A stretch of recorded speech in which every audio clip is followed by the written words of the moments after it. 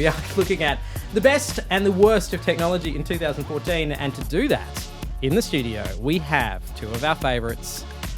From CNET, we have Seamus Byrne and Claire Riley. Welcome back. Thank you so much. I feel like there should have been applause there. I'm actually going to go back in and edit in applause at that exact moment. It'll sound like this. Awesome. I feel so special. Right? Yeah. All right, now the year ends with some very big news on piracy. The Australian government is moving ahead with plans to crack down on online copyright infringement. We're talking about potentially blocking websites that link to torrents and also new warnings for users. Claire, walk me through exactly what it is that's being planned. Malcolm Turnbull has no respect for my Christmas wind down. That's what's happening. So Malcolm Turnbull announced a new suite of measures to crack down on piracy.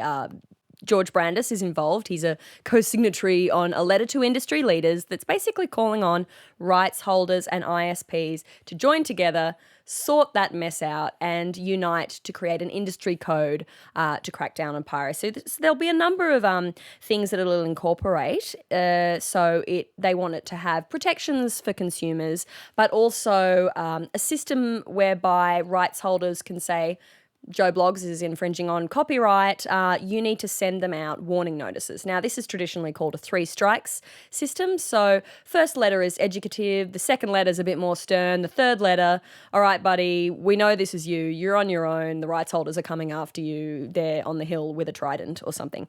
I would pay good money to see that. Yeah, I would pay good money to see the head of Village Roadshow. He's a good guy, but I can see him with a trident. He has a trident-y kind of vibe about him, doesn't he? Yeah, absolutely. So if they don't sort themselves out by April 8th, 2015, then the government is going to come in and introduce some binding measures, and it'll be a code that's written for them.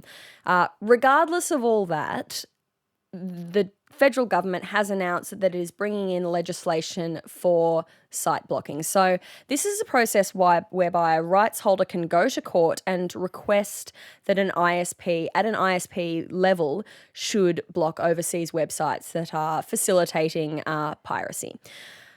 This has been kind of roundly criticised because many people say it's just going to turn into a case of whack-a-mole. Now, we saw Pirate Bay was raided, their offices were raided in Sweden, but within hours they were up again with a Costa Rican domain. So you take a website down, it's not like these people are not technology savvy, they're going to bring it up somewhere else. It's going to pop up elsewhere. There's a good point here as well. When we say that the Pirate Bay came back up, it wasn't even the people who run Pirate Bay. The way they've set up the website is that it's easily downloaded very quickly and installed onto any server in the world, because ultimately it's a phone book. Like, the Pirate Bay isn't the home of the content that it's ostensibly distributing. It is just a list of links. The entirety of Pirate Bay will fit on a thumb drive. Yeah. I don't know why people think that this is something that they can actually knock out. Like, what actually, not that I want to give government agencies any ideas, but if you did want to actually stop piracy in 2015, what are the sorts of legislation or perhaps code of conduct that you would bring in? Look, the really big thing, we come back to it again and again and again, is pricing and availability. Now, the content providers keep saying, many of them, Foxtel says, we think this is a great approach, and yes, we are looking after pricing and availability. They did cut their prices this year, which is good on them, thank you. But it's still not really good enough. Next year, we are seeing the arrival of Netflix in March, and so we anticipate that's going to really shake up the industry for a number of reasons. One, it's going to bring in a new streaming service for people to use. Two, I think people will actually start saying, Netflix is here. Oh, okay, I don't quite like what they're offering, but wow, there's actually a lot more services than I thought there were. So it'll probably grow the market as a whole. And three, we're probably going to see a lot more competition, rights arrangements being written so that people can start getting the content when they want. The great thing that Malcolm said, Malcolm. Our mate Malcolm. Communications Minister Malcolm Turnbull said that realistically what happened was Napster came up and they shut down Napster, but they didn't replace it with something. And that was the really critical mistake. And it was great to hear him, being really practical and reasonable about this, that we shut down Napster, but it developed a culture, it developed a taste in our mouths, and everyone suddenly went, hold on, I can just click and I can get a song or a TV show. That's amazing. And so the habits were formed, but there was nothing that came in and replaced Napster with a legitimate service. And there was a major problem in Sweden with, piracy of music, but they shut down the sites and they brought in Spotify, and now Spotify is really popular. So you look at rates of piracy for music, significantly lower than TV shows and movies. So the gap was there. We got used to it. And now, quite frankly, if you look, even though piracy is wrong, obviously it's on a moral spectrum for a lot of people, but it's not the thing you're supposed to be doing, but it's so much easier, and nothing is ever really going to compare with that. And when you've got mums and dads being kind of okay with piracy, it's going to take a massive culture shift to get people used to new services.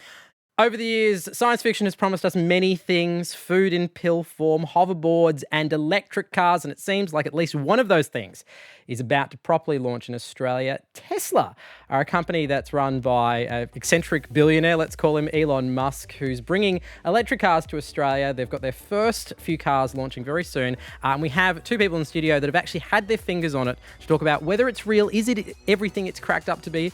Seamus Byrne and Claire Riley from CNET. Claire, what does it feel like?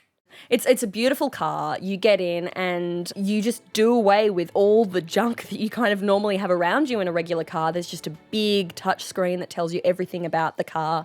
You've got screens and displays showing you the charge, how many more Ks you've got to go. It's not just for getting you down the shops and you run out of juice. They're actually very well designed. They're coming to Australia. The first 9 were delivered this week in the most ridiculous ceremony. It was at the Star Casino. They played this music and the customers come up on stage and they're fist pumping the air and they're my God. my Tesla's finally arrived, you guys. But I would They be sound like cartoon characters? They do. When they do? Yeah. I would be excited if I was them, if I'd dropped, 100K, because, I've got that money to drop. I assume so. Seamus must pay you really well. That's how we roll. The cool things I discovered, in a regular car, if you take your foot off the brake, because the engine is idling, you're going to creep forward a bit. That doesn't happen in an electric car. So you can switch that feature on and off. So you can switch on creep, as they call it. If you take your foot off the accelerator, you don't move. You just sit there. It's so quiet. They've actually had to put in little features, I guess kind of like your smartphone when you take a photo, it makes the shutter sound. They've put in those little features to make it kind of like an old car. Yeah. And I was just thinking, if I sit back and I hum Radiohead's Creep, will it automatically shift me forward? Is it that smart? It's totally smart. It's so intuitive, just really great features. You control all, just the driving experience of, the lights. You can listen to music, internet radio, because there's 4 years worth of 3G access in a SIM built into the car. It's kind of a little bit about rethinking all the things cars do. And I think that's kind of Tesla's general ethos, Seamus. To me, Elon Musk is, the man who will save us. He is the 21st century industrialist, in the great sort of, vein of early 20th century tycoons. But, he recently said, look, I think it's crazy that nobody else has managed to, start doing this yet. So I'm open sourcing the battery technology that we're using in Tesla so that other people can just get on with it, and go and make cars like ours, because we just want there to be a market of cars like this. So intellectual property, just have at it. Really I think when you're rich as Elon Musk, maybe you can get away with I'd that. like to see Ford ever kind of pull that. Yeah. I mean, you did mention the $100,000. I'm fascinated. I think a lot of people are interested in the idea of electric cars, but price point is always going to be a major issue. Yeah, they're getting pretty close now. So there's more designs coming from Tesla at the moment. So this is the Model S, which is the luxury sedan. But essentially, they're coming towards the more $50,000 family car model. Is in design at the moment. It's not just price as well, though. These cars need to charge. There are, I believe, 2 charging stations that are in the pipeline now, and the way it works is you plug it in. They're launched. They've launched. They're available. So the first 9 customers and those who have the early shipped Model S's, they will be able to go to St Leonard's in Sydney or to the Star Casino to charge on one of these superchargers. So this is it looks a bit like a petrol Bowser once again. It's a bit retro futuristic. And you plug it in and in 20 minutes you go from 0 to 50% battery power. It takes a full charge, takes about an hour. So they describe it as you fill up the glass quickly at the bottom, but then you have to slow down the tap once you get to the top. But you can also, your car comes with analogy. Yeah, it's a good analogy. I don't understand why it has to be that way, yeah, but yeah, science and maths. So it also comes with a wall unit for your home, so you can charge it at home. So everyone gets that with the car.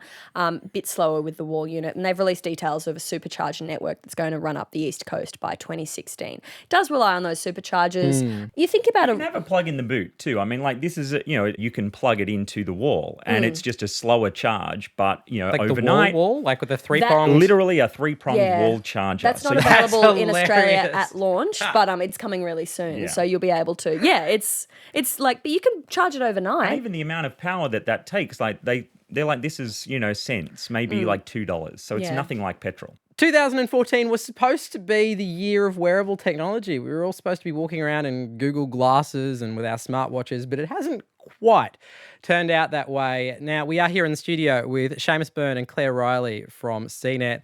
What happened to the wearable market, and are we going to be having the same conversation in 2015? What we've had this year is, the first generation, or in Samsung's case, they got up to like a sixth generation after like such rapid revisions on some of their products. But it's just that they don't do much yet.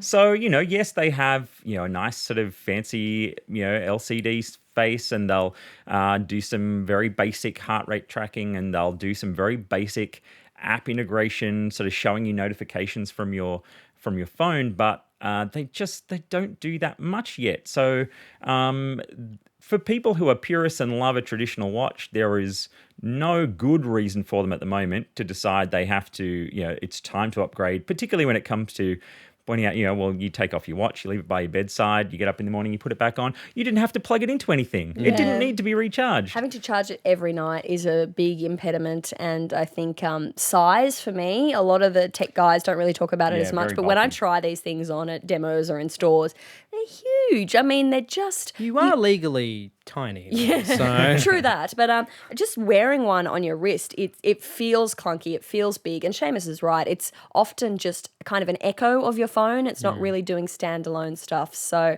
and then you do see, a bit of standalone in the sense that you can have a SIM in your smartwatch with some of the models, but then it's a different phone number. So who's calling your watch number? They're probably always going to call your phone. You look a bit weird, kind of. I think you look really cool. Like I have to say, though, I mean, I'm looking at your watch now, and it is about the size of a SIM. Admittedly, you are, a leprechaun, but still, And this is my biggest watch as well. My other one, I was like, oh, put on the big watch today. Yeah, I think there are a lot of them out there. It's just going to take more styles, a few more design features, and be a bit more than just a little gimmick. And again, at the end of 2013, we were expecting that, that if there was going to be an Apple Watch, it would probably come out in 2014.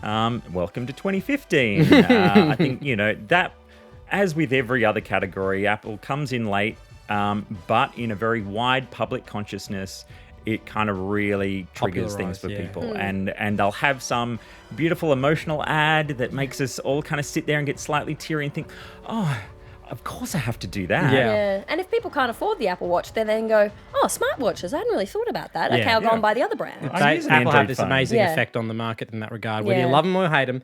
So do you think we will not be having this conversation again at the end of 2015? Do you think the smartwatches will have finally arrived? We may well have a similar conversation next year because in the end, well, it is only a first generation product from Apple next year as well. There might be, a breakout Android option maybe next year. Sort of, like we've had the, LG's G Watch R is actually quite beautiful in a chunky sense, but it is like a really nice device. And the Motorola is a really beautiful looking watch as so well. so they've really kind of had a few that you're like, oh, it's almost there. For me as a runner, I'm like, oh, great. So I can wear this, leave my phone, and like it'll do the GPS and sync back up when I get back to my desk. And they're like, no, it doesn't have GPS in it, and it doesn't do things by itself yet. And I'm like, And they're not as good as the GPS watches you can get, like the dedicated sports fitness watches. So I'm like, when that happens for me, being able to untether from the phone, even if it's just for an hour, and come back and get everything to sync back up, it's great. And that, ladies and gentlemen, is 2014 in technology. Huge thank you to all of the panelists that have been here on the show, but specifically these two, Claire Riley and Seamus Byrne. Thanks for coming back. Thank you. And above everything, though, thank you. Thank you for listening to the show on RN.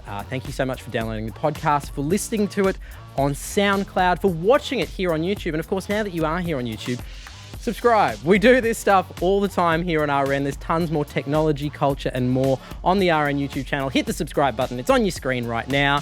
From all of us here at RN, and download this show, have a great summer. Goodbye.